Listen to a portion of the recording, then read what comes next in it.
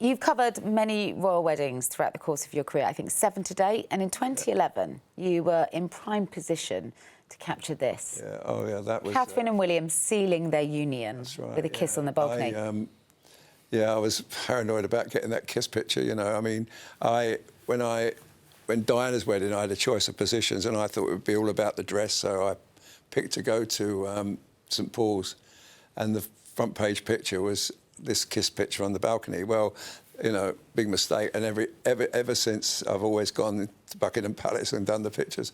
I did Fergie's wedding, Buckingham Palace. I did William's wedding at Buckingham Palace. I did all the Queen's big jubilees at Buckingham Palace. I made a mistake once, but never again. And when they kissed, you know, it was really lovely. And they did it once, they did it twice. And this poor little girl here, she was so unhappy, and there's always one, isn't there? There's always one. Yeah. Bless them, though. It's a long day for little ones. It's a long day for a little girl. Like, and when I see that, and I think about Prince Louis in the Queen's yes. when he played up. I mean, he stole the show almost. But you know, he just? They don't realise that. This is an iconic moment, Arthur, and all pressure is on you to not drop the shot.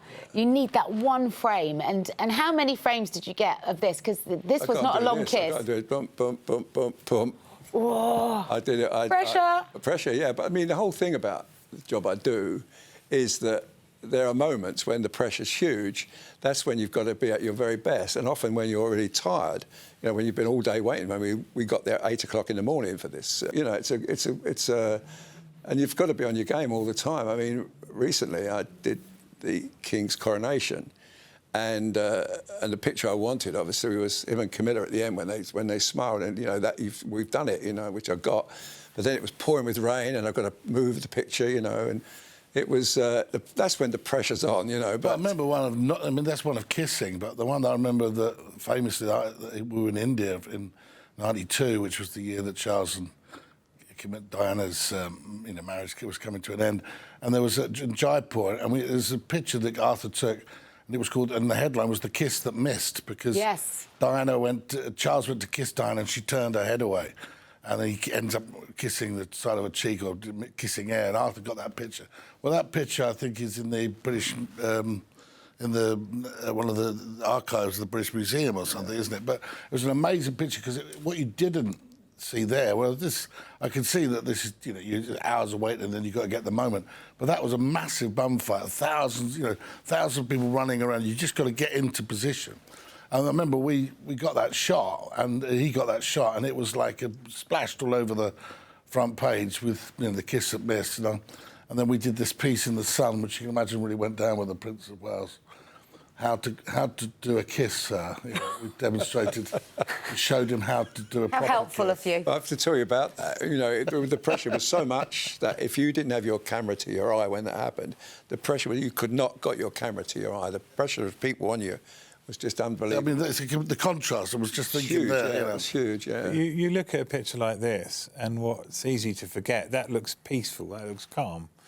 You forget that behind the camera, there are tens of thousands of people screaming their heads off, calling for them to kiss, surrounded by, you know, all these different people, to keep your head and make sure that you get a perfect picture in that situation.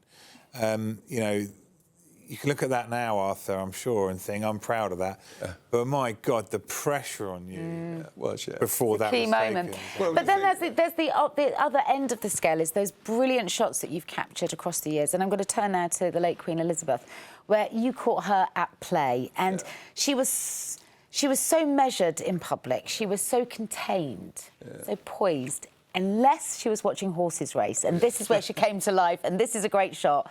Tell me about this. This is at the Derby every year. I go to the Derby because the Queen, for some reason, becomes a punter.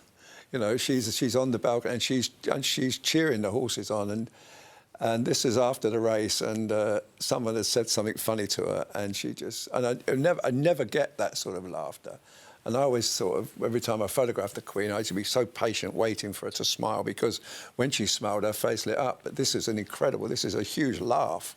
And it just, when I did it, I knew it was just a tremendous picture. And and it was got a great run in the paper the next day. And you know, every year I used to go, and slowly towards the end, when the Queen became quite frail, we never quite got that sort of pictures. But over the years, I've got her cheering on with the Queen Mother. I had her sort of laughing out loud, and it's just it's an amazing picture. The best pictures I ever took of the Queen. You liked her very much as well, didn't you? Yeah, Martha? yeah, I did. She was such a nice lady.